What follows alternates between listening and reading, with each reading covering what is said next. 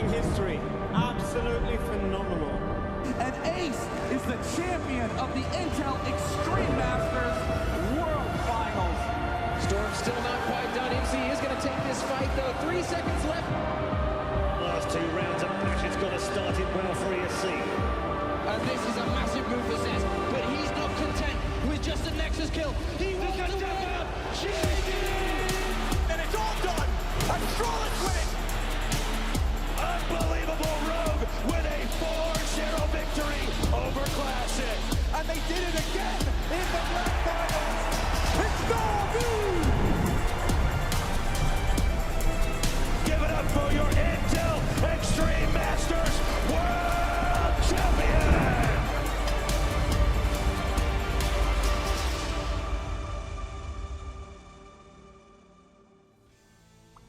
And welcome back, everyone. Welcome to IEM Katowice, day number 1, round of 32.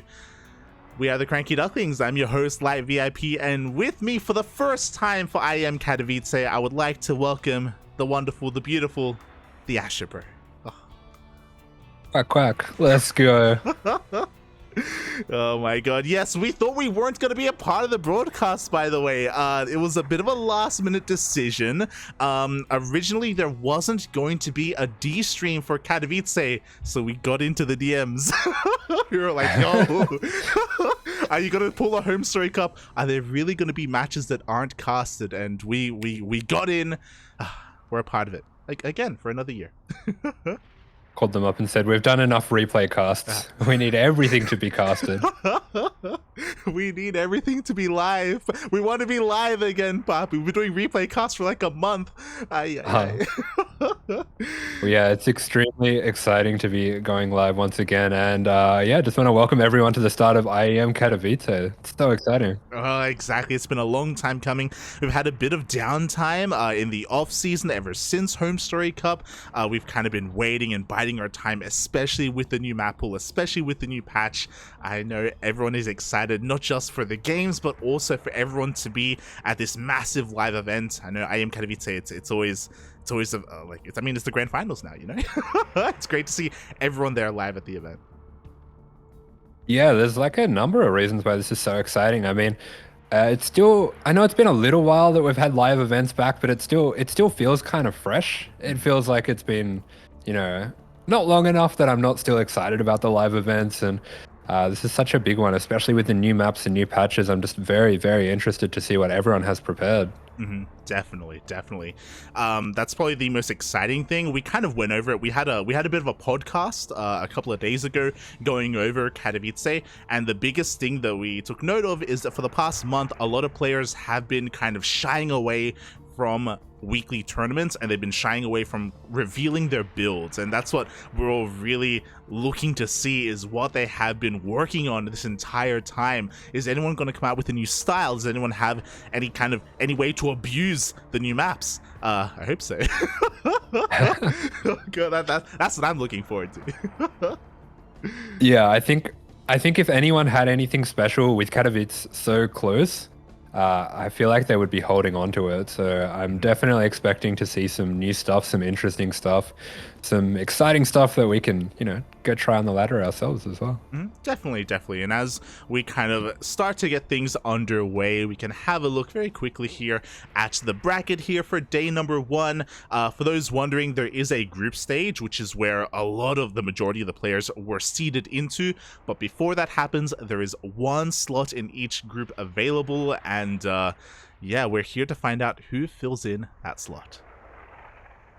Yeah, absolutely. This round of 36 it's going to be really tight. There's a lot of players here that absolutely could contend for that top 4 spot, and I think we're going to be seeing a few disappointments, a few upsets, and maybe some fairy tale stories. Yeah, maybe. I mean, there's so many powerful players at this event. It's it's so hard to predict. It's so hard to kind of try and see who to keep your eye on. But we have plenty of players like Classic, Scarlet's here, Cham, who's been doing very well in Latin America, Su, Ryung. It's crazy. Yeah, absolutely. A lot of really exciting games coming up. I mean, Cham Nightmare, that's a bit of a sleeper there. I think that's going to be a very, very close game between those two. Definitely one to keep your eyes on as well. But yeah, all sorts of fantastic players from all over the world here. Definitely. We can see them all representing their nations and representing their regions, and that is what we are all going to be covering. For those wondering, there are 4 streams. There's the main stream at ESL_SC2. There's also the B stream, which I believe is covered by Steadfast and Biomorph. There's the C stream, which is covered by Cats and Elazer, and then we are here with the D stream here on the CranKy Ducklings, myself and AsherBro. So 4 streams going on. Every single match is going to be casted, and we are starting with the upper half of the bracket, and then after that we move on to the lower half, and then we move on to the lower brackets. On the graphic that I'm showing right now, we can't actually see the lower bracket, but this is a double elimination kind of portion of the tournament.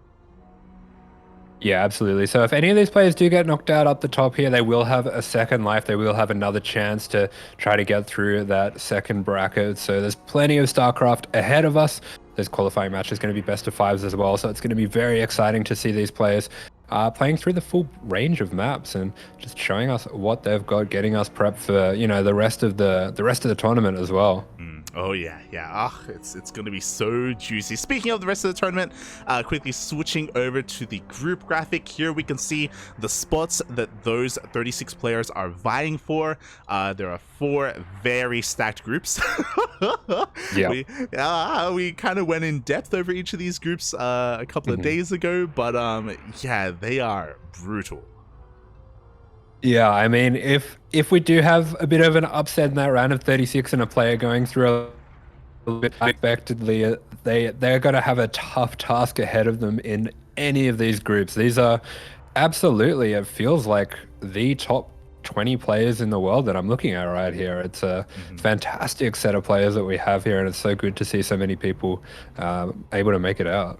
Yeah, it's it's gonna be absolutely insane. I'm sure there are gonna be some upsets. I'm sure there are gonna be some insanely solid players that just don't make it out of either the bracket stage or even the group stage. Like, that's kind of the rough thing about this. Like, it's crazy to think about, like, 3 players advance from each group, and there's like top 5 players in those groups, you know, like in the world. Yeah. I mean, I'm looking at groups like Group D, for example. Maru, Bunny, Bjorn, Hero Marine, Lambo. Like, they all deserve to be in the playoff bracket, but there's only going to be 3.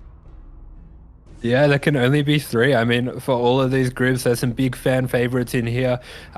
Personally, maybe a bit of NA bias. I'm very excited to see Neeb and Australia. Neeb especially, I haven't seen any Neeb for a long time, and just very excited to see what his level is at the moment. True. We all want to see what Neeb is looking like. There's a lot of hype around the new player, Oliveira. There's not a lot of information out there on him. You got players like Special, Dongray Gu, Creator, you know, who made it to a 2nd place in GSL earlier in the year, who's also a little bit of a sleeper. Oh my god. It's gonna be crazy. Again, I believe the group stage that we're seeing here is going to be covered tomorrow or maybe later on today. So yeah, it's going to be a little bit before we get into that. Again, we have many days here of IEM Katowice. Yeah, absolutely. No shortage of StarCraft ahead of you, and we have all the fan favorites there as well. So whichever players, whichever races you like to cheer for, we're going to be seeing some wonderful games in the next few days. Oh yeah. For those wondering, this event is going to last 5 days. You can see here on the screen, bam, we've got the dates. Day 1 is, of course, the 8th of February, which is the bracket stage. Then we move on to the group stage, which is tomorrow. Then we continue the group stage for a couple of days, actually. that's how many games we have. Oh my god. So that's going to last a while, and then it all ends in the playoff bracket and the grand final on Sunday, the 12th of February. I'm looking forward to 5 days of not sleeping. I know, right? Oh, it's gonna be brutal, Papi. And as things are gonna get brutal, could you join my lobby in game? As we yes. are. Yeah.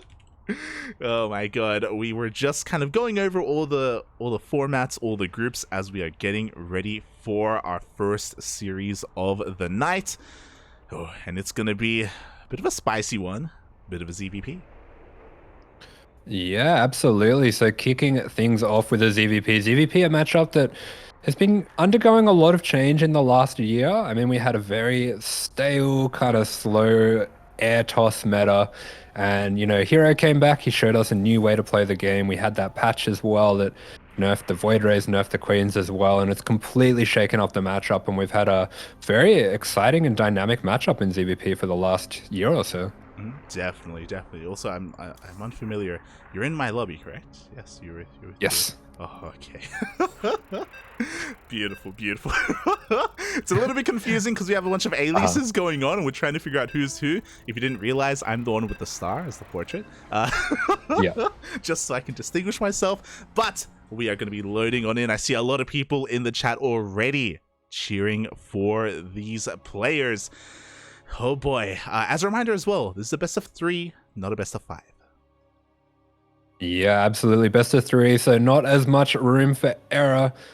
Could mean more room for an upset as well, especially considering we have what could be considered a bit of an underdog here in the top left-hand corner of the map. Here he is. He is representing Britain and Pakistan. This is the Protoss in the blue. This is TeebuL. Oh, that is not correct. Hold on. And spawning in the bottom right-hand corner of Dragon Scales, we have his opponent, the Polish Zerg player representing Team Liquid. It is Elazer. I do apologize. The player names were a little bit mixed up, but I'll fix it. I'll fix it after this. All right, it's all right. First game, we got to get the jitters out. Exactly. We're warming up, Papi. As we get into this, and I'm really excited. TeebuL, he's a player that we have casted many times here on the CranKy Ducklings. Of course, he has become a mainstay in the Oceania region, representing Pakistan. And now watching him go up against some of the best players in the world, I'm excited to see what he has to offer. Yeah, absolutely. It's always really exciting for me to see what the representatives of the OCE region are able to do on this world stage. I mean, we saw Probe last year doing quite well as well, and me and Mike are unfortunately not able to be here, but TeebuL taking up the reins here and already starting things off a little bit aggressively with a forward pylon, maybe just trying to fake out a bit of a cannon rush, put those nerves into Elazer, and Elazer already overreacting a little bit with that drone pull, so it's done something there. Yeah, I love this from TeebuL. He's kind of playing with his anonymity a little bit, I feel, because there isn't much known about him, or again, there aren't as many eyes on TeebuL in general. We, of course, saw that he didn't go for a forge or anything like that, but he was able to fake Elazer out a little bit and was able to get some value out of it. Yeah, absolutely. And I mean, when it comes to these first few games of such a big major tournament, I think there is a lot of value in, trying to get those nerves out yourself and just kind of taking a bit of the initiative and putting the fear in them that, you're a little bit crazy. You're going to do something a little bit crazy here and there. Crazy. It's crazy, Papi, and we'll see where this takes us. So far, everything's looking quite standard from the side of TeebuL. As we can see, he went for regular expand. He's going for a Stargate opener as well. We should be seeing some oracles, so nothing too out of the norm here from TeebuL, but we'll see what the first unit is going to be. We have seen in recent times some Protoss players mess around a little bit with Phoenix openers, or even going back and reverting to Void Ray openers. Yeah, absolutely. I mean, that single Void Ray can do quite a bit for you. It can help with clearing out the vision with the Overlord here, but we do see Elazer. He's going to be able to dip in with his first 2 links. He's trying to get a little bit of a scout piece together what is going on here for TeebuL. Yeah, exactly. We do see one Ling trying to get through, but no, the Ling will be denied. For the time being, Elazer is in the dark when it comes to the opener, and yeah, we were kind of touching on this a little bit. It isn't an Oracle first, it is a Void Ray, so TeebuL is more concerned with keeping Elazer in the dark, less so on dealing economic damage. There we go. We have it. First blood here. The Ling goes down. Is that a sign of things to come, lad? Oh. The Ling is the first unit to die. Is it already over? Is Zerg done? Protoss patch confirmed. Copium, Puffy, Copium. We do see Elazer coming in with his Overlord, and he will get confirmation that it was a Stargate, that we get the Void Ray does reveal itself. And again, because there was no Stalker first, the likelihood of this being a Stargate is pretty high. But where do we go from here? Are we going to see continued Oracle production, or are we going to see a different tech entirely? Yeah, I mean, we had the first Void Ray clearing things out. Nicely timed third base on the way here. As for Elazer, it looks like he's just looking to play things pretty safe. We'll have a few lings here just to, you know, poke around, see if he can put some pressure on that third. But all in all, we're seeing a very, very standard opener coming out from both players. TeebuL throwing down now that Twilight and the Forge, which kind of signifies that he's looking to go into that Blink style that we've seen very commonly. This could also lead into a bit of a Charge Archon style, something that I think has become a little bit more common in the last few months, but still everything looking very standard for now. Yeah, definitely. I do believe it is going to be that charge style that we have seen kind of rise in popularity. There we go, charges on the way. Gas was pulled out in the main base gases, so that's why I assumed it was going to be a more zealot heavy composition. And because no additional gases have been taken, we see that there is no Templar archives. For the time being, it is going to be pure chargelets.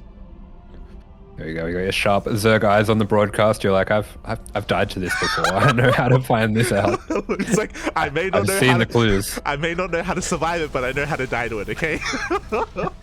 I know how to know it's coming and then prepare myself emotionally for the loss. Exactly. Oh my god, I love that. By the way, we do see Elazer coming in for a bit of a scout with his Lings, and as the Lings poke into the natural, TeebuL did start +1 air attack. Yeah, I wonder. I feel like it's a little bit sus if the Lings see it not researching and then it's researching when you get there. True. But we'll have to wait and see what Elazer does as a response. We do see he's going into his lair here, making a good amount of Lings and Roaches. So I feel like he does know that something is on the way. These safety roaches definitely going to help out with any early timing. Yeah, like Elazer's done a great job at not over droning. He's stuck here at 61 drones, which isn't too bad. It is a little bit light on the overall drone count, but he's not going for any kind of massive all-in or anything like that. He has +1 range on the way. We do see he's going to be pressuring this fourth base, and there's not enough DPS to keep this alive. A nice cancel on that fourth. Yeah, absolutely. So that will be going down. It looks like that +1 is still getting researched. So potentially TeebuL actually looking to do something there with that. But we do see these things getting in. They will be taken out by the probes. But how many are going to be going down? 2 already going down here. Oh, 3 probes in total, and that shield battery. Not too bad here for Elazer. Once again, just kind of doing whatever damage he can with what little units he has. We have plenty of roaches back at home to defend, and I'm kind of waiting for TeebuL to pull the trigger. He's been banking up a lot of zealots. Look at those zealots in between the base. It's crazy. I'm a little bit shocked because he doesn't have a robo. He can't reinforce across the map. He's just gonna waddle everything. This is absolutely insane. I mean, if you feel like the underdog in the series, this might be the kind of thing that you need to go for here. And here we do have the pain train on the way. All of these zealots getting geared up to run straight on in there. But Elazer already has a very good amount of roaches and transitioning into hydras behind this as well. That DPS is really going to help out with dealing with this. Yeah, I mean, so far this has gone unscouted. I mean, we do see a changeling kind of slipping in towards the main base, but these zealots have been hidden. So I do think the surprise factor can do quite well. I'm just waiting for him to pull the trigger. Like, at one point, is he going to move out? We see another wave of zealots on the way. 39 zealots against 19 roaches, but they miss each other. Yeah, there we go. The roaches will run into the third now. So what is TeebuL going to do? Is he just going to ignore this and go for the base trade? Looks like that's exactly what he's doing. So how much damage can he get done with this? Oh my god, let's go. The third base is completely forfeit, but at the same time, the mass charge lots are rushing across the map. What do we have to defend? No banelings, bear that in mind. Hydras are not what you want against zealots. Yeah, but this positioning is fantastic. All of these hydras are tucked away into the corner. They'll be able to get a lot of damage done on these zealots, and these zealots are going to have a very awkward time getting in here. I think TeebuL needs to pull back. That's exactly what he's going to be doing, going into the natural now. What damage can he get? Yeah, but he's on a timer right now. He needs to do more than what he has done. The hydras have survived, and they're going to be able to clean everything else up. Again, there is no prison. There's no way to reinforce. Yeah, these zealots are absolutely evaporating. 13 drones go down. It's good damage, but it is not enough at all. The supply of TeebuL absolutely plummets with that attack, and with that, Elazer is going to be going for a big counter, and there's just no complexity to the army of TeebuL. Yeah, it's very A move. It's the Zealots are doing what they can, and they're going to be able to buy a little bit more time, but unfortunately, the third base was completely ravaged here. GG gets called, and Elazer will take the first game. GG. Very interesting style coming out from TeebuL, but looks like Elazer just wanted to play things as safe as possible, and it's really paid off for him here. Oh my god, yes it has. I was not expecting that whatsoever. I've never seen a charge out all-in like that. It was really odd to see no like proxy gateway or prism or anything like that. It was hidden for a long time, but yeah, definitely something unique brought to the table here. Yeah, I mean, as much as I see the benefit of hiding it for so long, I feel like he almost missed his timing a little bit there, in terms of, it was just, there's so many things that could be going on the other side of the map that you're not going to know about. I just see so many scenarios in which the Zerg is going to be somewhat prepared for that. Yeah, I agree. I do think we kind of expected that to hit maybe 30 seconds to a minute earlier, especially because the longer that we waited, it's not like the Zealot army got substantially larger, and there was a timing, there was a window there before too many Hydras came out where he could have pulled that trigger, and I do think that he would have been able to overwhelm what little roaches that there were. So yeah, maybe a little bit mistimed, but definitely potential in that build. Yeah, it's very interesting, and I definitely like the idea of having this kind of weird snipe build, especially for a big tournament like this. If you're feeling like the underdog, you want to go for a little bit of a cheeky win, get a bit of the fear in your opponent's head as well. I mean, with that pylon being dropped at the natural in that last game, I have to wonder, could we have a real cannon rush this time? Oh my god, it's possible because we have just gotten into the lobby and it looks like the game is going to be played on Neo Humanity. I'm a little bit shocked. I'm a little bit shocked that this made it through the veto process. In general, the vetoes have been, or the map order has been really intriguing to me, and I wonder if we do have something even more special here. Yeah, I mean, I have to say, I don't really have in my head a way to judge this map just yet, especially in PvZ. This might be the first PvZ I've seen on this map, so if you've played on it on ladder, how do you feel about it? Oh no, I vetoed this map. It's gone, Papi, it's gone. Oh my god, but specifically in ZvP, yeah, it's gonna be interesting. As you know, it is quite a small map, so we'll see if the players can keep up with each other as we are getting into game number 2. Yes, and here we go. Up here in the top left-hand corner of the map, he is up 1-0 in this series. It is the Polish Zerg in the red playing for Team Liquid. This is Elazer.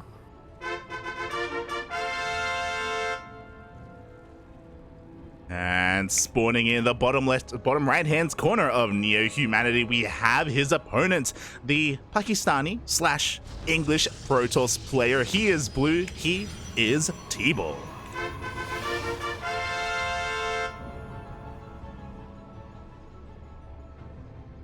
Now, I don't think I will see Elazer do this, but one thing that I did see on this map, on a Protoss player's stream, is someone mining out these back gold minerals that you're looking at here with a proxy hatch on this left base here, and then ling flooding from inside here. Yeah, as soon as you're like, something that I did see, I'm like, oh, I know where this is going. Yeah.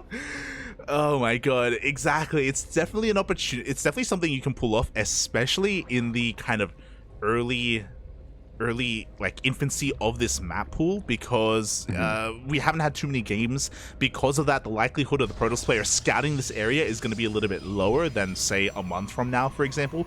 It kind of reminds me of, remember Moondance, when Protoss players would proxy Stargate in the pocket base of Terran players. Like, I feel like early on it can catch you off guard, so I am I'm looking forward to potentially seeing that at some point this tournament.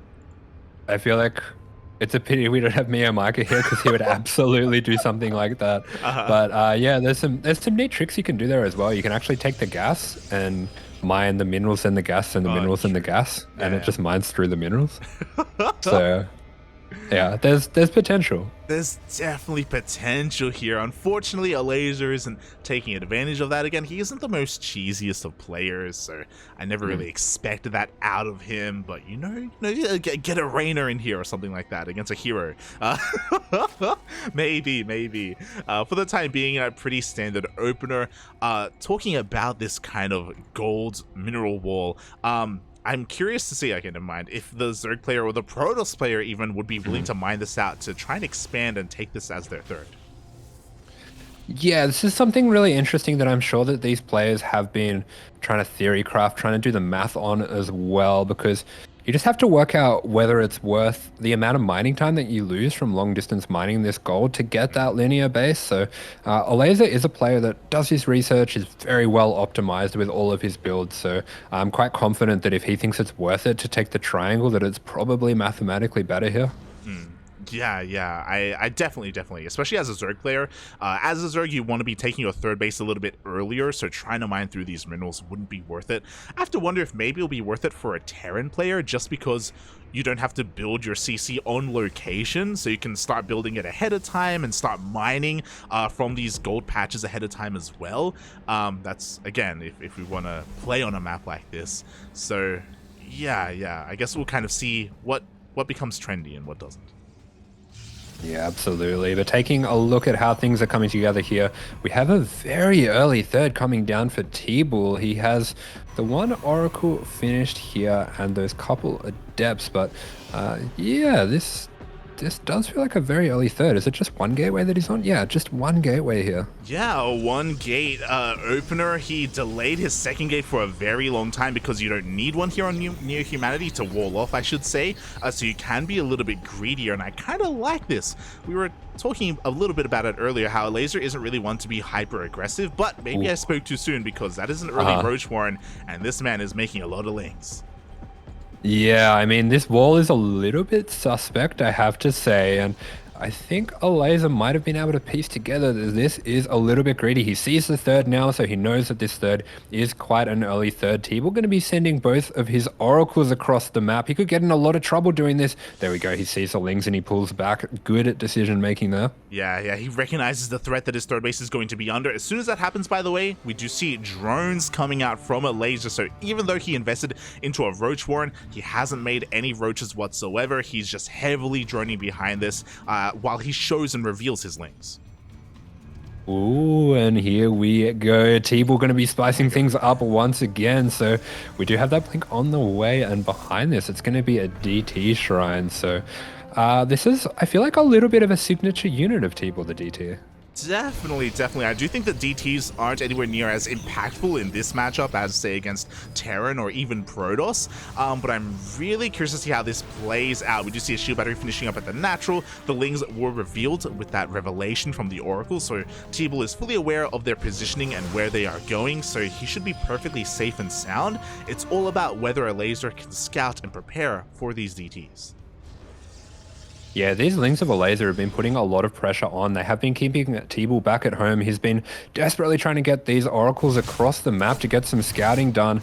There we go. We will get a scout on that third base, on the gases, on the drone count as well. But quite a lot of oracle damage going down to get that. Meanwhile, the Lings are starting to attack over at the third of TeebuL. They're going to get quite a few of these Adepts here. Oh yeah, 3 Adepts do get surrounded and get taken down, so nice pickups here. I'm sure TeebuL wanted to be a little bit aggressive and send those Adepts out. Meanwhile, a very aggressive base is being taken by Elazer here in the middle of the map. The rich Vespene gas base as well. It is a little bit exposed, but so far he is getting away with it. At the same time, where are the oracles? They moved out once again and the third is exposed. Yeah, these oracles keep getting caught out of position. The shield battery is going to be going down. These probes need to be evacuated. The oracles are here in time, but I'm a little bit worried. Do they have enough energy to deal with all of these Lings? There is a lot of damage going down. 9 probes already gone, but You know, Elazer was actually a little bit lower on the drones. I think he needed to do this, and here we go, the DT's attack. Oh, let's go, but before DTs all at the third base, is it the wisest choice to have all of them here in one location? I don't know. He gets 7 drone kills, but he will 100% be able to deny this hatchery. Yeah, this hatch is just about to go down. It looks like the Overseer finishes, but not in time. So these DT is going to get a very good amount of damage, and the Oracle is going to be seeing this base as well. So TeebuL really catching Elazer off guard. Elazer, a player who does really like to cut corners, and it's kind of bitten him here. Definitely. I mean, he's lost 13 drones and the third base. Thankfully, he has a fourth base to kind of reroute his workers, and he also has the Rich Vespian Geyser as well, so he can make up for some of the lost gas that he's going to have, but not the most ideal scenario here for Elazer. TeebuL actually taking a lead in the workers. Yeah, I'm feeling really good about this game for TeebuL. It feels like he has really tricked Elazer. Elazer in this early game made a lot of units and didn't really get enough done with them. It kind of feels like he was possibly preparing for something again out of TeebuL that was going to be more aggressive, and TeebuL really has kind of won the mind games now. And here we go, we have a big attack coming in the front. Oh, we do have that army pushing on forward here, and you know what? We are lacking some of these upgrades here for the Roaches and the Hydras as well. This is a very good timing for TeebuL. At the same time, Elazer tried to go for a bit of a Ling run by, but he realizes that he needs everything at home. Yeah, very aggressive blink. Elazer, very good job there, targeting down those Archons. Those Archons were so important when it comes to dealing with these Lings, and that does mean they're going to get a little bit more value against these Stalkers, and TeebuL, he has to get out of here. This is not going to be the best fight here. Oh, yeah, exactly. He loses a lot of his Stalkers. We have a massive wave of reinforcements on the way. TeebuL does not want to let the aggression up at all. He doesn't have a fourth base behind this. Bear that in mind. He's pretty committed with this push, and he's getting a little bit of value, but Elazer is slowly holding. Yeah, I really like this game plan for TeebuL. He takes out that third base. He recognizes that Elazer is going to be a little bit behind in the economy, trying to drone back up, and there is going to be a window here. So I think this is a great timing, but he does need to get this going now.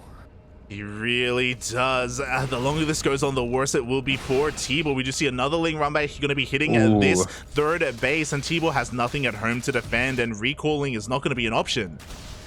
Yeah, I feel like TeebuL's being a little bit too timid with these Stalkers. We need to get these trades going now. He's just dipping in, taking out 1 unit, 2 units, and there we go. With that damage going down to the third, he realizes that he has to go for it now, but this is a very good position for Elazer. He's going to be pulling the drones into this right now. Yeah, and he can afford to lose some of these workers. He just has to survive and trade efficiently against these Stalkers, and meanwhile, back at home, the Lings, they didn't just ravage the third, they also got into the natural. Yeah, a little bit of missed opportunity for TeebuL as well. There was only the one Overseer, and he had a DT in there. I think there was potential to maybe snipe that out, but here we go. This is a very bad concave for TeebuL, and these Hydras are just putting out so much damage. Yeah, the concave, the ramp, the high ground as well. GG gets called, and Elazer will take the series 2-0. Elazer going to be holding out, but things got a bit scary for him there. I think after those DTs hit the third, it did feel like TeebuL had a bit of a lead. Yeah, definitely. Like, he did a great job at that time defending and also counterattacking. He had a pretty formidable army, but when we saw the follow-up fight, we saw how quickly those Archons were targeted down. You kind of pointed it out yourself, and after that happened, there wasn't really an answer to the mass amount of Lings that were coming to reinforce and actually turning around to get a surround as well. Just pure Stalker against Ling, Hydra, Roach just isn't, it just doesn't trade that well. Yeah, absolutely. I feel like once again we were just, slightly missing some of the complexity of the army. If we had something like maybe a Disruptor or two, an Immortal or two, just some backbone to the meat of those Stalkers, I think that definitely could have changed how this went down. But it looks like TeebuL had some very particular all-ins prepared, and Elazer just a bit too strong for him this time. Yeah, just a little bit too powerful. I mean, that's kind of what we expected, to be honest. Like, TeebuL was an underdog coming into this series. He's, a little bit less known in the international scene, but he was able to not look too bad here. Like, in both Game 1 and Game 2, he had opportunities, he had moments of brilliance, so I hope he doesn't feel too bad about this series. I do think that in a couple of places here and there, he could have maybe tightened up and refined his play a little bit, and we could have seen a very different series. Yeah, absolutely. I mean, especially in that last game, I feel like the only difference there was the run-bys that Elazer was able to keep getting in just to deny that economy on the third. If that hadn't happened and the Stalkers were able to continually trade and get good value, I could see that I could have seen that going another way though. Definitely. Oh boy, so even though it was a 2-0, it wasn't the most one-sided 2-0, I will say that. And again, congratulations to Elazer for winning this series. He'll be moving on to the next round. Again, all these matches are going to be best of 3s. We only get to the best of 5s when we get to the qualifying matches. Yeah, absolutely. So with that, that's going to be the 2-0. But that is not the end of TeebuL whatsoever. He does go down to the lower bracket. So this won't be the last time that you see him in this IEM round of 36. He still has a chance to get through. So he will be going down there. And it looks like we already have an opponent for him. Oh, I did not realize that. But yeah, whoa, wait. These games have gone very quickly. I did not expect our series to be the longest one. What? That's crazy. Every single other series is already finished. Yeah, I really thought that was going to be... I thought we were going to be the first ones out there, but it looks like we have results coming through in every match already. So, yeah, it looks like TeebuL will be going on to face the Tuna himself. Oh yeah, he'll be going up against Ryung. Oh my god. So we have quite a lot to catch up on. Everyone, exclamation mark B in the chat if you want to have a look at every other series. We are going to be going on a short break. When we return, we will have some more StarCraft for you. Okay, see you soon.